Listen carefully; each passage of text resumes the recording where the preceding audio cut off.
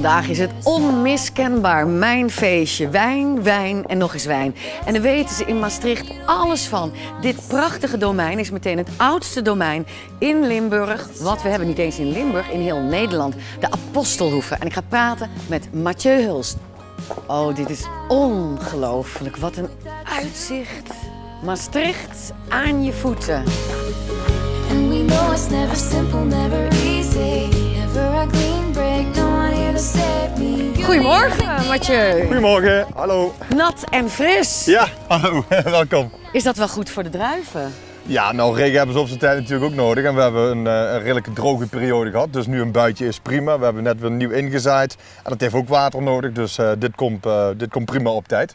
Maar we hebben ook een mega vorst gehad. Ja. Ik bedoel, we zitten al helemaal in april, Ja. halverwege. En er gebeurt nog niet veel, hè? Nee, het is een laat voorjaar. We hebben natuurlijk een koud voorjaar gehad en dat zie je dus ook terug in de wijnstok. Nou is het zo dat rond dit tijdstip hoor, nog niet zo heel veel te zien valt hoor. Dit loopt eigenlijk pas uit zo derde week april. Dat is eigenlijk normaal dat dat begint uit te lopen. Dit is de vruchtknop, hè? Hier komt dus het vruchtbeginsel in. Wat is dit voor druivensoort die hier staat? Dit is Pinot Gris. Pinot Gris. En die Gris. moet hier staan, omdat? Nou, dit is een helling die wat echt pal op het zuiden is. De heuvelrug van de Lauwberg, hè, die wat hier aan het Jekerdal grenst. Die maakt een beetje een glooiende beweging. Hè. En dit is echt pal op het zuiden. En Riesling en Pinot Gris, 2 van de 4 variëteiten die wat we hier verbouwen, die verdienen de beste plekjes. Die hebben de meeste warmte nodig. En ja, Pinot Gris is daar dus één van.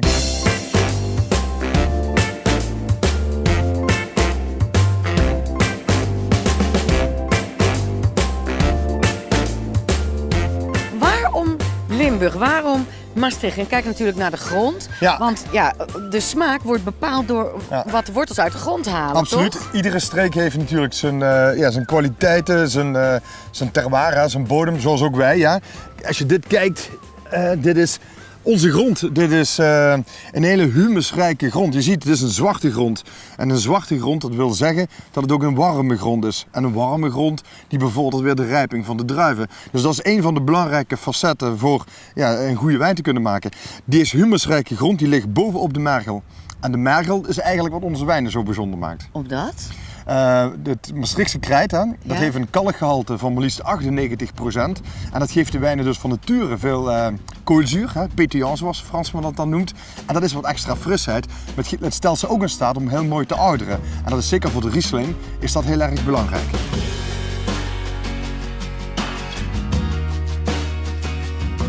In 1970 begon jouw vader, Hugo, met het opbouwen van het wijndomein, met het kweken van de druiven.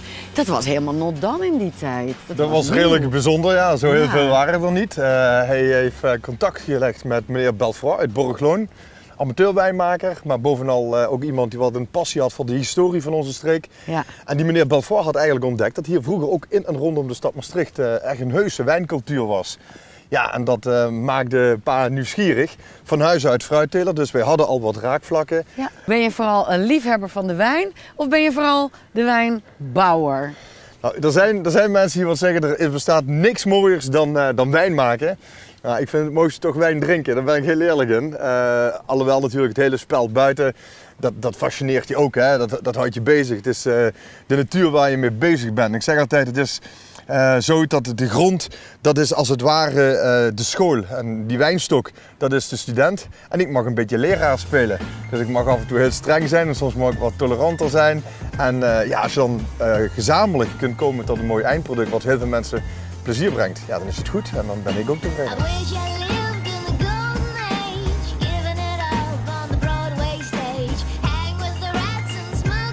En hier gaat het natuurlijk allemaal gebeuren. Hier gebeurt het straks, ja. Wat een apparaat zeg. Dit is gewoon pure techniek wat hier staat. Ik denk dat dat ook wel een vereiste is hoor. Wij moeten hier zo noordelijk, waar het natuurlijk lastiger is dan dat je zuidelijker gaat, moeten wij wel proberen alles uit de kast te halen wat mogelijk is. En daar hoort dus ook in dat je moet durven te investeren in apparatuur die wat zich wel al in het buitenland bewezen heeft, wat bijdraagt aan een betere kwaliteit, absoluut. Want dit is de pers. Dit is de pers, ja. Hier gaan uiteindelijk plukken wij op een dag zeg maar een 14.000 kilo aan druiven. 14.000 en wat komt daar dan af? Dat doe je ontstelen, dan hou je ongeveer 12.000 kilo over. Die 12 ton, dat past precies in de pers.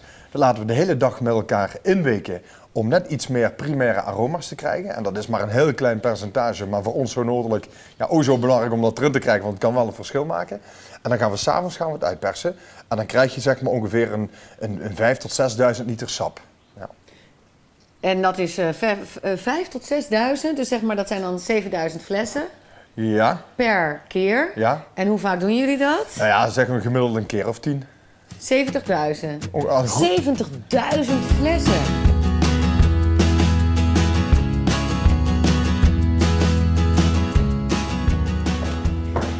De eerste oogst 1973, ja, dat is onmiskenbaar je vader, denk Ja, ik. dat is pa, dat is opa. Dat is Dove Louis, zie je aan het gehoorapparaatje. Ja. Wat deed Dove Louis? Waarom stond Die hij kwam maar erbij? eens gewoon kijken, want dat was de oogst wat we gingen verwerken. In een eigen gemaakte pers door de schrijnermaker hier uit het dorp. Ja, dat is natuurlijk een historisch moment voor ons althans. En als je dan ziet wat nu buiten staat, ja, is dat natuurlijk wel een gigantisch contrast. Maar dit was even spannend in die tijd, hoor. Het is prachtig. En dan hier met al die nieuwe, moderne techniek weer eromheen, Ja, hè? ja, ook hier komt dat terug en dat is enorm belangrijk allemaal, hè. Die techniek en de geschiedenis, die kunnen gewoon niet zonder elkaar. Nee. Die techniek is heel hard nodig, wil je komen tot een hoogwaardig product. En dan moet je in mee willen gaan. Nou, daar staan nog houten vaten. We hebben ook nog een gedeelte op hout. Dat is een gedeelte van de Pinot Gris, doen wij houtlakering geven. Dat heet dan de Pinot Gris Barrique. Een houten vat met deze afmeting, dat heeft de naam Barrique. Ja. En dit is een heel ander type wijn dan Zit hier wat in? Ja, is gevuld, ja. Ja, hè? Ja. En het is zo dat dit een heel ander type wijn is dan die andere wijnen. Die zijn allemaal heel licht, heel fris, fruitig. Althans, dat moeten ze zijn. En die Barrique is een veel zwaardere wijn, veel krachtiger wijn. Wat meer een gastronomische wijn. Die kan een zwaarder gerecht kan hij makkelijk aan. Dat is geen enkel probleem. Ooh, watching me, hanging by a string this time. Hoe kom je aan al die kennis? Hoe heb je dat geleerd? Nou, mijn 16e werd ik al in de auto geduwd en richting de Elzas gebracht. Ja. En ik heb eigenlijk mijn opleiding in de Elzas gehad. Maar dronk je toen ook al? Nou, toen begon het stilletjes aan. Hè. Kijk, Is maar goed dat die leeftijdsgrens toen nog niet zo duidelijk... Nou, ik had in het begin ook een voorkeur voor cola en 7-Up en weet ik wat allemaal. Ja, en op een zeker ogenblik, ja, bij mij was dat echt een best wel een leuk moment dat je de wijn Ja, gaat... de eerste keer, het eerste glas. Nou, dat ik het echt leeg heb gedronken, dat was eigenlijk naar aanleiding van een bezoek van een Duitse collega uit de Moezelstreek. En die had 2 zoontjes bij zich en die waren nog jonger dan ik toen. Die waren een jaar of 13, 14. En mijn vader vroeg heel beleefd, goh jongens, wat willen jullie drinken? En die zei gewoon... Wijn, hè? Wat anders, hè?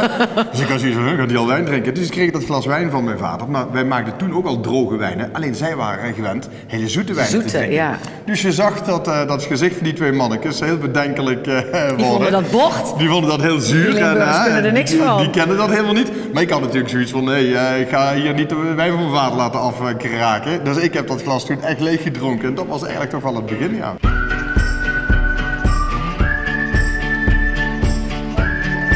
Gisteren heb ik de wijn uit die Barrique schaal, dus uit die houten vaatjes. Ja. Die heb ik gefilterd en die zit nou hierin. En, Waarom? Ik moet kunnen bottelen en vanuit de houten vaten kan ik niet bottelen. Oké. Dus ik haal hem uit het hout, dan wordt hij gefilterd. En die zit nou hier gefilterd in. Helemaal vol? Helemaal vol, moet altijd nog vol zijn. En vrijdag gaan wij hem bottelen. Dus we gaan even kijken of hij wel Ja. klaar is om te bottelen. Wel een belangrijk Zo moment is dat, dit. zo is dat. Dit heb ik nog nooit gezien, dus dat vind ik erg leuk. De sleutel.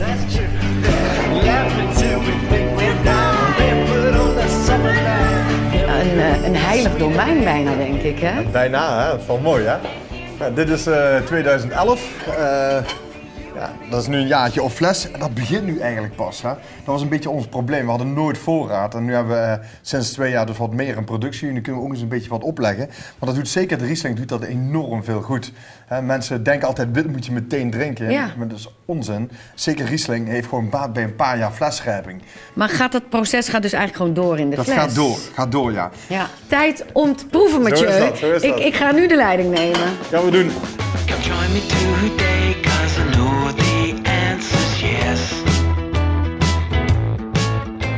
Hier staan ze dan, de paradepaardjes van de Apostelhoeve. 7 wijnen van 4 druiven. Dat klopt. Hoe staan ze? Op een bepaalde volgorde of kwaliteit? Ja. Nou, dit is de Müller-Thurgau wijn, gemaakt van de Müller-Thurgau druif. Is een druif wat zijn origine vindt in Zwitserland, momenteel echter in alle noordelijke wijnlanden te vinden is. Dan hebben we de Auxerrois, dat is familie van Pinot Blanc. Een druif die wat zijn oorsprong vindt in Lotharingen. Heel veel aangeplant in Limburg. Dit beschouwen wij, en ik niet alleen, maar met mijn collega's een beetje als de druivensoort van ons. Pas super hier bij onze terroir en super te combineren met de asperges. Dus echt onze aspergewijn. Oké, dit is eigenlijk de aspergewijn. Ja. Dit is onze QV12, dit is mijn eigen receptuur. Wat leuk. Ja, dat was, bij rood was dat al langer een normale zaak om druivensoorten te mengen. En dat hebben wij bij wit in 2002 voor de eerste keer gaan doen. En ik moet zeggen, dat is echt een enorm succes bij ons. Dus Riesling, dat is mijn favoriet. Ja, echt iedere keer doe je het weer. Die twinkeltjes in je ogen. Ja, Riesling, dat is het meest verfijnde, het meest elegante. De wijn die wordt altijd vraagt naar het volgende glas, zeg ik altijd. En, maar jij wou het al zeggen. En sinds afgelopen jaar ook voor de eerste keer een mousserende, gemaakt van 100% Riesling druiven. Ja, dus eigenlijk champagne, alleen dat mag je dan niet zeggen. Mag je niet noemen, het is gewoon mousserende wijn, zeggen wij gewoon er tegen. En het is een bruut, wat wil zeggen dat die wijn droog is. En dit jaar komt er nog een 8e wijn bij, dat is ook een mousserende, maar dan een blend. Precies hetzelfde als de QV12, maar dan mousserend. En dan stoppen we ook. Ja. 8 wijnen is meer dan genoeg. Meer dan genoeg. Ja. Mathieu, wat Proeven. gaan we drinken? Je hebt de Pinot Gris Barrique 2012 van het vat geproefd. Ja. Hè? Ik ga je nou de Riesling laten proeven. Riesling is een druivensoort waar je een enorme diversiteit van wijnen kunt van aantreffen. Van beendroog tot mierenzoet, van mousserend tot ijswijn. Kan allemaal van Riesling. Natuurlijk, ja. Dus men moet altijd goed De navragen. ijswijn is die echte dessertwijn, die zoete wijn. heel hè? zoet, maar Ja. ook heel fris. Hoor. Met een foie grasje kan het ook lekker gaat zijn. heel lekker zijn zelfs. Ja. Heel lekker zelfs. Ik ga straks naar Varkens, misschien combineert het daar ook nog mee. Your lipstick stain on the front lobe of my left side. Ik doe helemaal wat ik net heb gezien. Maar dit is goddelijk. En je moet het toch doen in je mond. Want je proeft Scheelt enorm. door je hele mond heen, voor, zij, achter. Riesling zit heel veel in, maar van alles een heel klein beetje. Dus om Riesling goed te waarderen moet je ook al een wat ervarende wijndrinker zijn. Om het te kunnen waarnemen. En ik denk ook, mensen moeten dit gewoon beleven. Moeten gewoon lekker naar jou gaan. Je bent niet alleen een wijnmaker, maar je bent ook echt een verhalen vertellen. Je kent de geschiedenis op je duimpje. Het proces, hè, want jullie zijn niet alleen verbouwers, jullie doen een hele procesbewaking. Wij gaan niet meer praten. We gaan gewoon een beetje achteroverleunen. Beetje genieten. Straks ga ik naar de Varkens, de Zichtstal in Berg aan de Maas. Maar ik drink eerst met jou een glaasje. Dankjewel voor deze Gezondheid. heerlijke ochtend. En kom terug Goed zo. zonder camera. Oké. Gaan we heel veel drinken. Gezondheid. Dit programma werd mede mogelijk gemaakt door Rabobank Maastricht